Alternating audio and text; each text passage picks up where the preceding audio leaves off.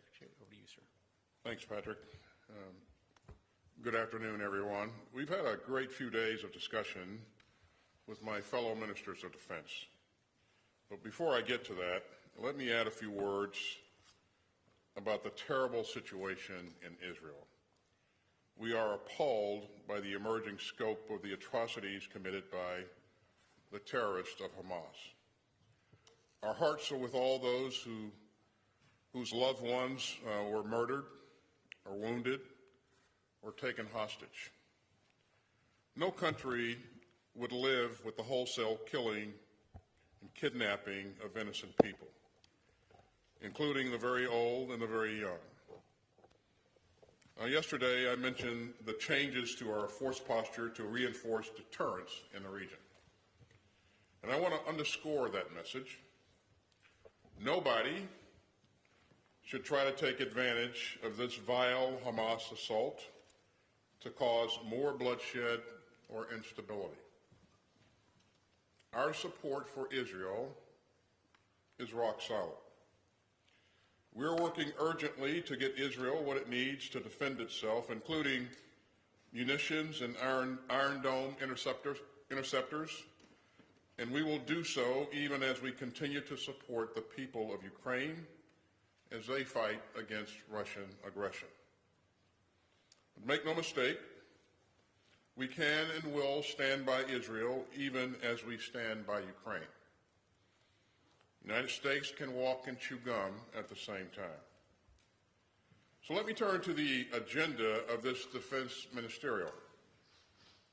Especially in challenging times, it's great to be back at NATO.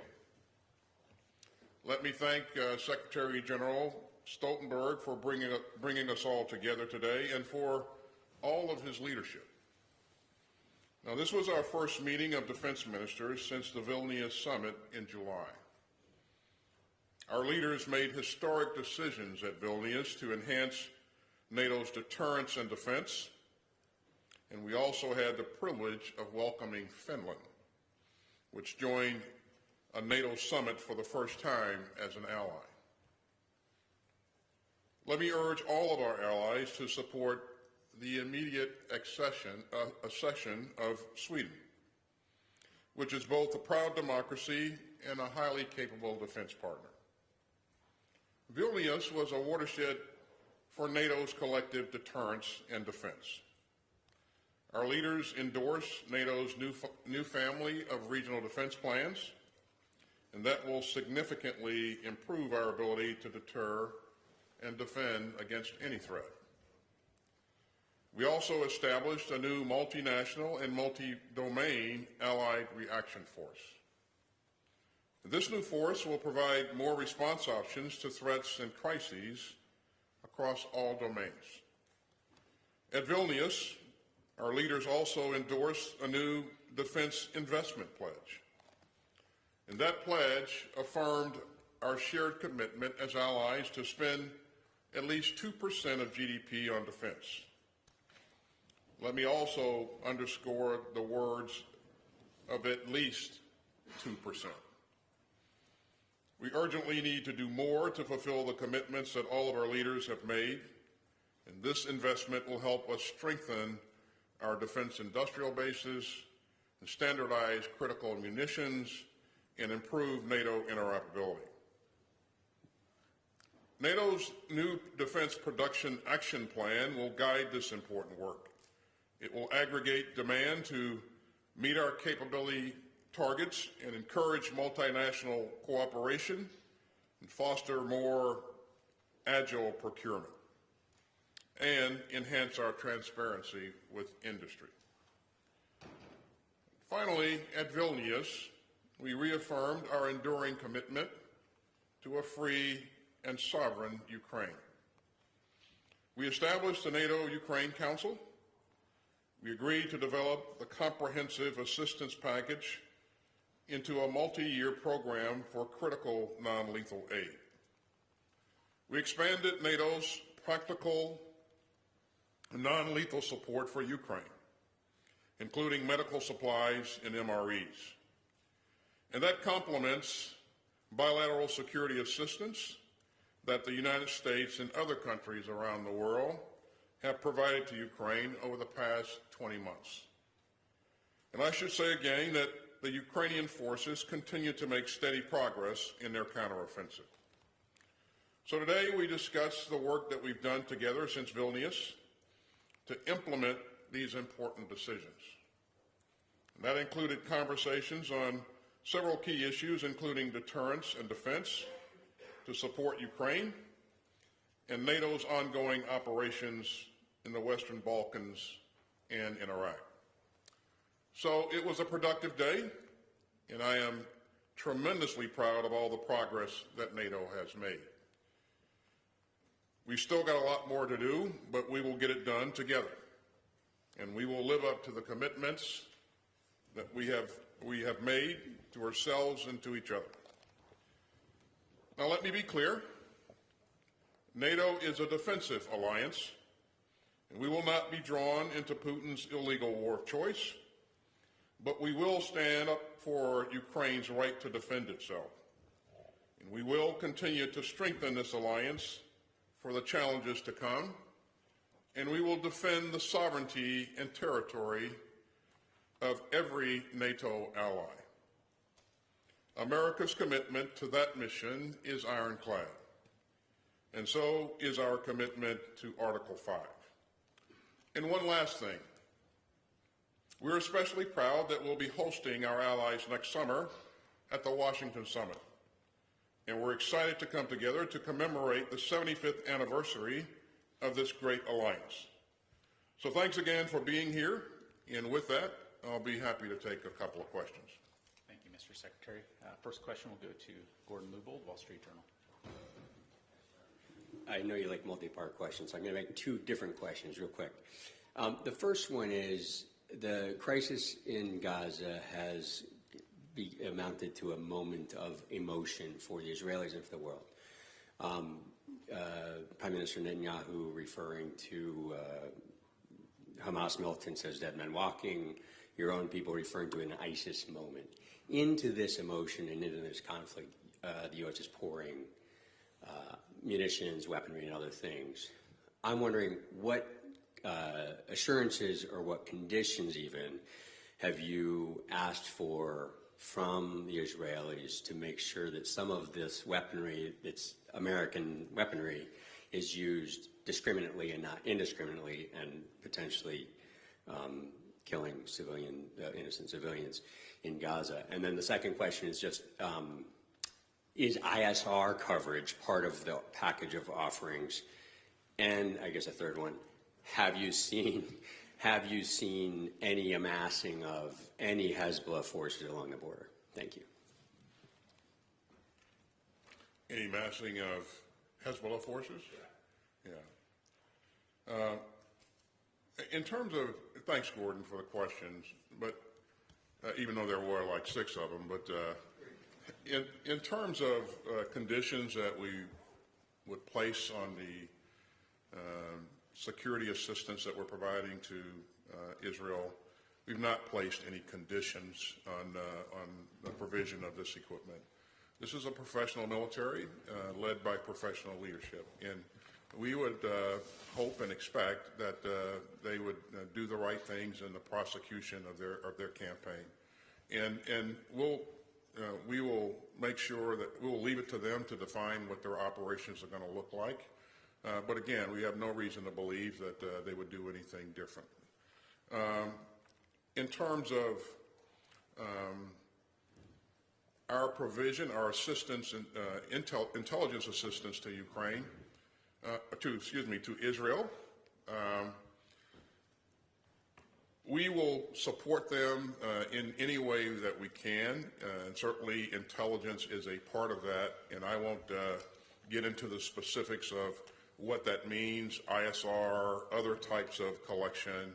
We've worked with the Israelis, over many, many years, and those sharing mechanisms are there, those channels are there to share information, and we will look to continue to do that. So I think I got Hezbollah. Okay. We've not seen any massing of forces along the border, and again, this is something that you know, the Israelis are focused on. We are also looking for additional things that could widen the conflict here, and hopefully we won't see those things. But we've not seen that to this point. So. Thank you very much. Our next question will go to Thomas Gutsche, Frankfurter Allgemeine Zeitung. Thanks a lot, Thomas Guschka with Frankfurter Allgemeine Zeitung. Mr. Secretary, I also asked a couple of questions also related to Israel. The first one would be, have there been other allies besides the US and Germany that today pledged military support to Israel? And when it comes to this support, in your assessment, what would be or could be the further needs of Israel if this conflict continues? And a third question, somewhat related to what my colleague asked, Secretary General Stoltenberg told us after the meeting, or he made an announcement after the meeting, that allies have made clear Israel has a right to defend itself, but with proportionality. Could you please explain if you share this statement with proportionality and what it actually entails in a situation like this? Thank you. Yeah, so as we were briefed by Minister Gallant earlier today, what we heard from allies in the room was a unity among all of the allies in terms of strong support for Israel, and unity in condemning the horrible actions of Hamas. What the United States is doing, you've heard us talk about a number of times, and that is we're moving rapidly to provide Israel what it needs to continue to protect its citizens and to protect its territory. And you've already seen the evidence of that happening, and that will continue. And we'll stay engaged with the Israeli leadership and make sure that we're tracking along with their needs as those needs change, and is the case with any fight or any operation. Needs will change as things evolve there. So we anticipate that. I've talked to Minister Gallant just about every day since this began. We had a great relationship leading into this. And that made it very easy for us to connect and exchange information in frank and open ways. So we're going to continue to do what's needed to support them, and we're going to do it as rapidly as possible. In terms of needs for Israel going forward, again, I go back to what I just said. This will evolve, and those needs will emerge, and we'll let Minister Gallant and the Israeli leadership define what those requirements are. We'll try to anticipate as best we can, and I am sure that countries on a bilateral basis will engage Minister Gallant and work with them, and if they can provide assistance or resources, and they will do that. I would agree with Secretary General in that the Israelis have a right to protect their people, and we would expect that they're going to remain focused on that. So, and I won't try to define proportionality for you. So. Thank you very much. Our next question will go to Will Dunlop, Agency France Press. I'll give you two questions. Secretary Austin, first, did the United States have any advance warning or other indication that Hamas would attack Israel? And second, there have been contradictory reports about Iran's potential role. What's the latest U.S. assessment on Tehran's involvement in or knowledge of the Hamas attack? Thank you. Give me that second piece again. There have been contradictory reports about Iran's potential role in the attacks, if any. What is the latest U.S. assessment on Tehran's involvement in or knowledge of the attack? We'll take the second part first. And I think you heard us say yesterday, Will, that we've not seen any indication that Iran was involved in the planning or the execution of this attack. We've not seen any of those indications yet. And this is something that we remain focused on. And of course, you know, what we know at this point is that there are no indications that that was the case. But again, we will remain focused on this. We also know that Iran has a long track record of supporting Hamas. And so there's a relationship there that extends over the years. But in terms of their active participation in the planning and the execution of this attack, we've not seen any indications of that yet. So, in terms of early warning or our indications and warning that we may have had to that this was going to occur, of course, Will, if we had those indications, we would share them with Israel. But to my knowledge, we did not see that. So.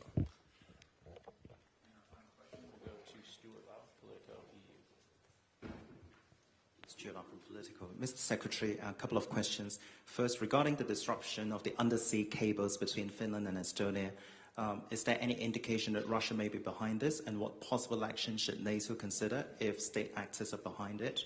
And a second question about military commitment to Europe. Is there any indication that future delivery of Iron Dome to Israel might come at a cost of existing security commitments to Europe, especially Poland? Thank you. First, I am certainly aware of the reports of the attacks on the infrastructure, undersea infrastructure there, and I have been in touch with my colleagues in Finland and Estonia.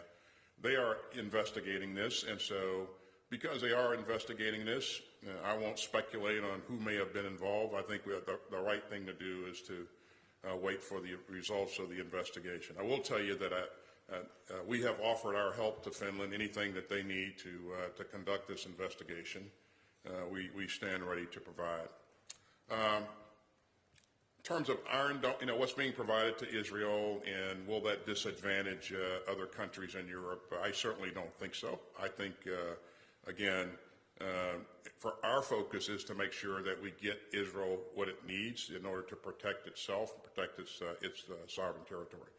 So, and I won't speculate on, you know, one way or the other on, you know, but I will tell you that Poland is, you know, has a lot of capability, and as you may know, I am in contact with my Polish counterpart on a routine basis, and they have played a key role in providing security assistance to Ukraine.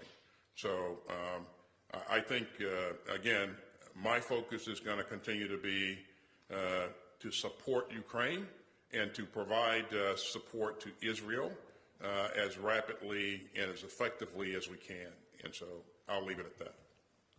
Ladies and gentlemen, that is all the time we have for today. This concludes the press conference. Thank you very much for coming.